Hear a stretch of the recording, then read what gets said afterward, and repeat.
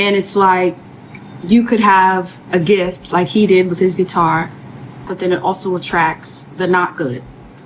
So it's like, in order for him to be successful, the vampires were telling him he has to sell out and his music could live forever, because it was showing like the people who decided not to go to the other side, they were in there fighting for their lives, they were in there going through it, while the ones who did give in, they were outside celebrating and having a good time and got things quicker and things like that.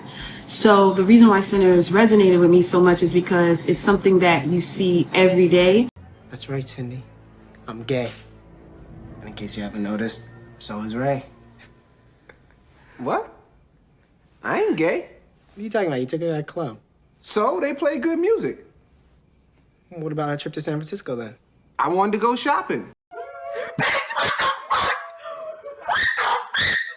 Y'all remember this live? Because when I first saw it, I was a little confused on how to take this. And honestly, I still think most people misread it. Lots of people's general consensus was, Chloe didn't sell out. She's in a slump right now, so she must have resisted. That's the clean, sympathetic read. And I get it, but that's not how I interpreted it. Because when Chloe talked about the ones who gave in to those bad forces, how they were celebrating, how they were getting things quicker, it reminded me of Chloe. I specifically remembered when she was the one celebrating, when she was the one getting things quickly, when the machine had fully turned in her direction and everything was moving, the endorsements, the collaborations, and the label support in her corner, like she was winning.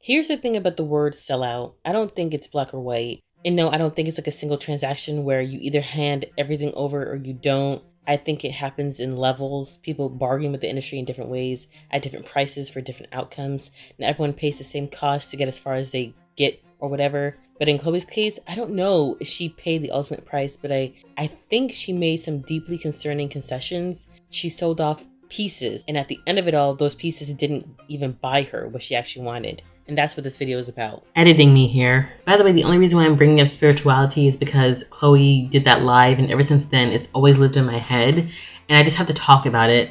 Every once in a while, I do talk about my spiritual beliefs with my pop takes, so it doesn't happen too often, but if you don't like it, please click off. Like, I don't want to hear it. I'm not rehashing what went wrong with Chloe's debut rollout. I've already talked about that, along with everyone and their moms talking about it too. This was about Chloe, specifically her relationship to the machine, and what happens when you try to play into a system that was designed to take advantage of you, to never make you whole. It's an uphill battle. Some days are easier than others because I'm such a people pleaser. When Chloe started out her solo career, something that was very evident was how bad she wanted to succeed. The most poignant thing I've taken from watching her so far is that it never pays to sell yourself short. Not for endorsements, not for chart placements, not for industry cosigns, because the rewards are only fleeting. It's been a long time since I talked about Chloe in depth. I think it's been around 3 years since she was like the main subject.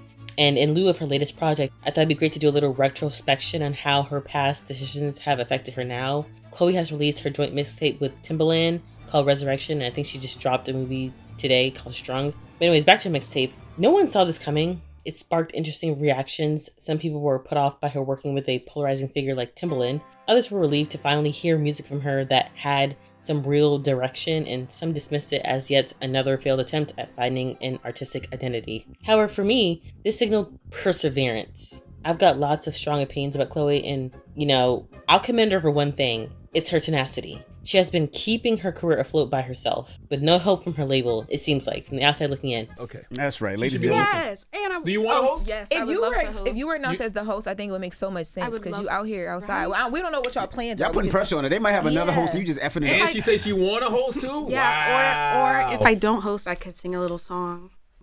Listen, we've been rolling. Yeah.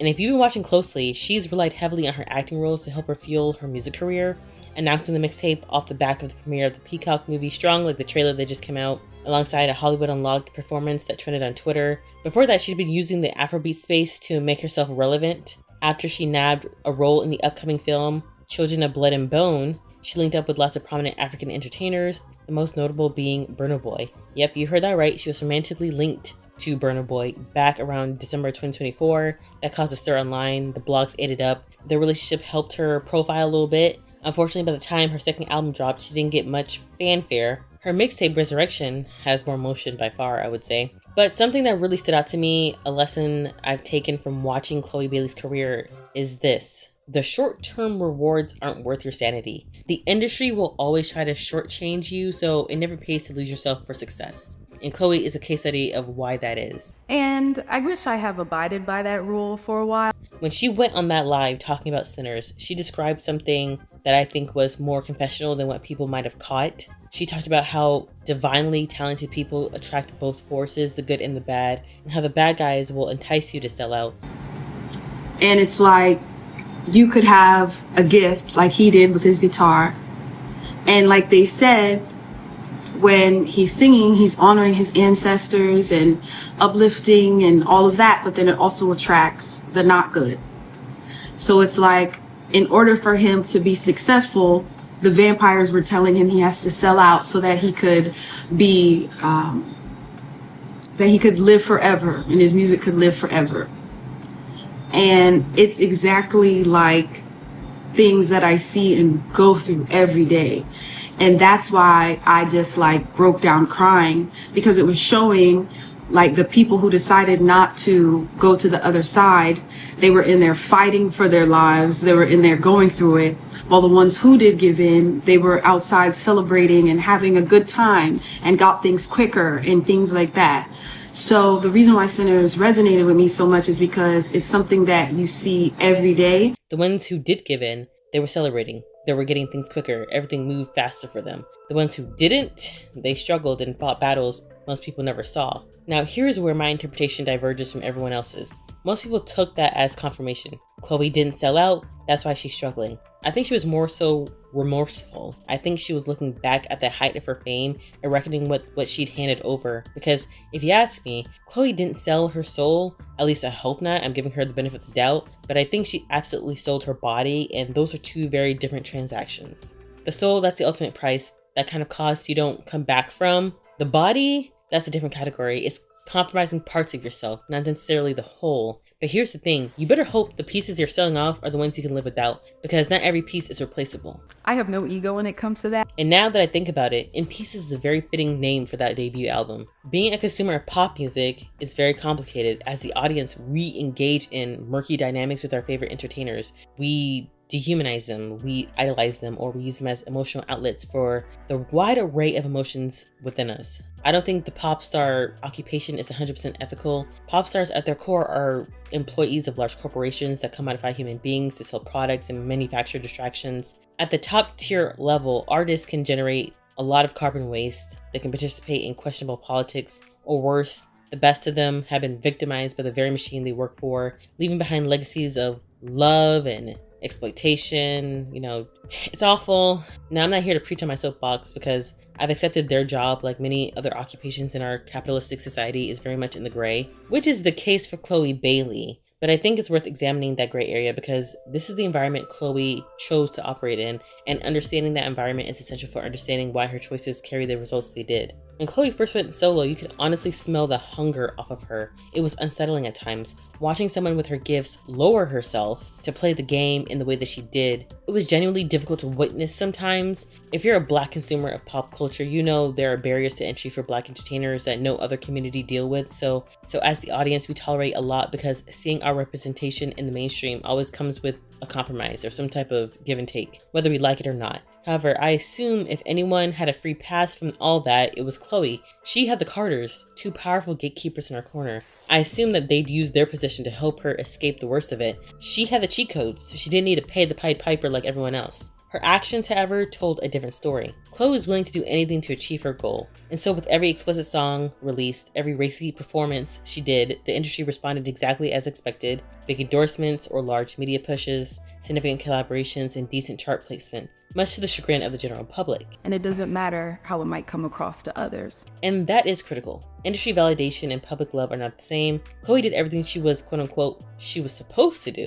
And the machine technically rewarded her, but it was fleeting. Like, you can't be manufactured into a superstar if the public hasn't chosen you. She bent over backwards for the industry to ultimately hand her over empty promises. Looking back at her singles promotions leading up to In Pieces, you could tell she was struggling greatly with her mental health. It seemed like she was sacrificing her sanity for the sake of success. The version of success the audience was never going to validate, by the way. I toggled between two mindsets when trying to understand Chloe's actions during that time. I don't know if she was fully taking over her career, ignoring all the sound advice people were trying to give her just to reach her goals, or if she was led astray by the people she trusted. Either way, if I could sum up that era, it would be watching someone shooting arrows from a broken bow. She had the resources, she had the opportunities, she had the talent, but there was no foundation holding any of it together. Nothing landed. Nothing went far, nothing landed, and it was clear she had no real support. The point of no return for me, the moment I realized I had to divest from Chloe, was her infamous scene in Swarm. Chloe played Marissa, the foster sister to the show's main character.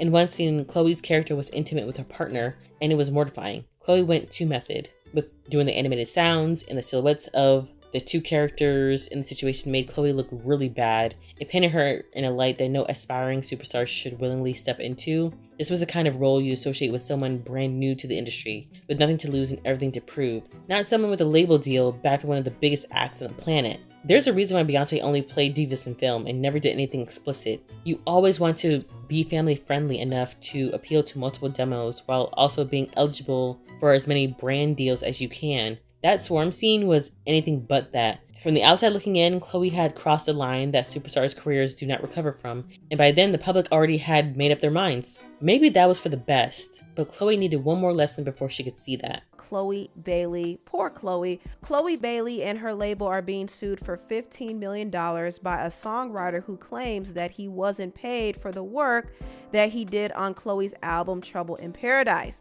Now, the songwriter is named Melvin Moore. He goes by the name Forrest, and he wrote 3 songs for Chloe, including Favorite, Might As Well, and Same Lingerie. He said that he was never compensated or given credit for his work, and the producer who worked on the songs with him, named Bongo, gave the songs to Chloe, and those songs were commercially released without Forrest's knowledge or consent. Not only that, he claims that Chloe violated his cease and desist when she performed those same songs on her platform. And at first he was seeking $5,000 per song, but after being brushed off and disregarded by Chloe's legal team, he decided to file a lawsuit against Chloe and her labels Parkwood Entertainment and Columbia Records for $5 million per song, which totals to $15 million. Around January-February 2025, the news broke. Parkwood Entertainment, along with Chloe Bailey, was being sued by a songwriter called Forrest, who accused Chloe of crediting herself as a lyricist on his music. Now, who do we know has a long-standing, widely suspected reputation for doing exactly that? It seems like the mentee was following in the footsteps of her mentor. If you can't beat him, join him, I guess. Except it doesn't matter how normalized these practices are, it's ethically wrong. Stealing other people's work as an artist yourself is sacrilegious, in my book. Hey. Sorry. You alright? I don't know why, but at that moment, something came over me. I realized the first time I was out on my own, the first chance to make my own decision, I made the wrong one. And I had done it so easily. What did that say about me? Was that the person I really was? The thought of that scared me. Thankfully, Chloe didn't get away with this, and this is something that keeps happening to Chloe. Whenever she wants to partake in industry BS or certain habits, it seems like the universe corrects her.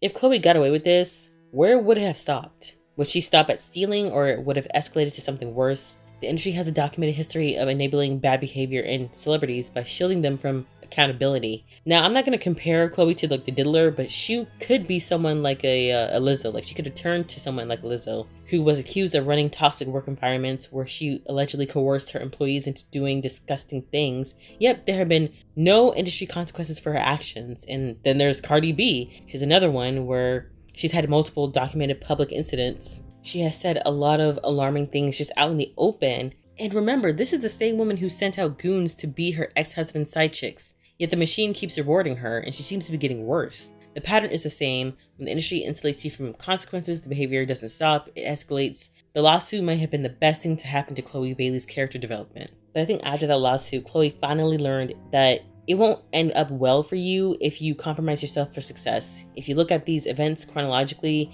you can tell that she's learned her lessons after each hiccup. From her post and pieces interviews, it seems like her mental is in a better place. I think she's had a good balance between her career and her well-being. Like, she stopped outsourcing her identity to an industry that was never going to hand it back. And overall, I think she's tempered her version of success. This era, she's going back to square one, choosing another mentor to help guide her. I hope this partnership works out better than her previous mentorship. Which, side note, have y'all peeped how Chloe's been a bit rebellious towards her boss? Like, let me know if you want a video breakdown on their possible fracture or their tense relationship. Supposedly, I don't know. Anyways, as I digress, there's already good reviews on Resurrection, and it being a mixtape allows Chloe to be as experimental as possible without burdening expectations. It's nice to see her passionate about music again. That's something she's really tried to cling on to, her love for the craft. Revisiting that Chloe live, let's just say she didn't sell out, right? I have to think to myself, if everything had gone according to plan during the In Pieces era, if she had actually become the superstar she was chasing, would we all be thinking, oh, she didn't sell out? Like, would she be on this live crying, making this video? Like, I don't know, but I find it genuinely hard to believe that if everything went as planned that she wouldn't have sold out. I don't know. Something I think would be more accurate for her to say is, I was relegated to not selling my soul or something like that. I don't know. She doesn't have to do anything, but I mean, why make that live in the first place? I don't know. I just have questions. The universe humbled her before she could even complete any transactions. And this is me being gracious to her because I really don't know what kind of situation she's in, but I'm choosing to believe that the universe humbled her for a reason. Maybe it wanted to save her soul. So let that sink in. Now, keep in mind, this is all my opinion. Every time Chloe strayed from her path, she would be corrected. The explicit content alienated the public. Swarm closed the door on any real chance at superstardom, in my opinion, amongst other things, but we're not going to get into that. The lawsuit put her character on trial. Each correction was a check on behavior that could have compounded into something worse. She had to learn that just because the industry standards are normalized, it doesn't always mean ethical or leads to any type of success. The short-term rewards don't matter, the big endorsements, the chart placements, the attention, if you sell off the core parts of yourself in the process. Otherwise, there'll be nothing left to enjoy the success. Or worse, Chloe could have turned into someone we couldn't root for anymore. And maybe Chloe Bailey being humbled was for her greater good, so she doesn't turn into some kind of Lizzo. Thanks for watching. Please comment, like, subscribe, and have the video.